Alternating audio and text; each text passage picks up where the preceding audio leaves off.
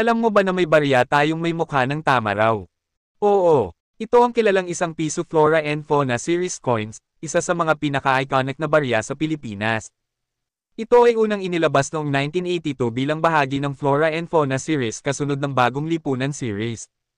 At meron itong pangalawang version na Improved Flora at Fauna series na hindi hamak na mas maliit. Sa likod, makikita mo ang isang tama raw, simbolo ng sipag at tiyaga ng mga Pilipino. Sa harap naman ng coin, makikita natin ang mukha ni Dr. Jose Rizal, andyan din ang seal ng Republika ng Pilipinas at ang salitang isang piso.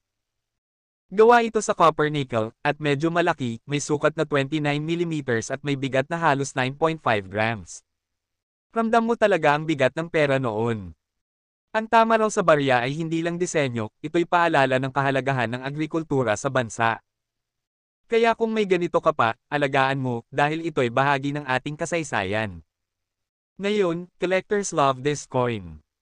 Ang presyo nito ay pwedeng tumaas depende sa kondisyon, mula 30 piso hanggang 100 piso o higit pa kung mint condition. Ito ang isang piso tama raw coin, simple pero makasaysayan.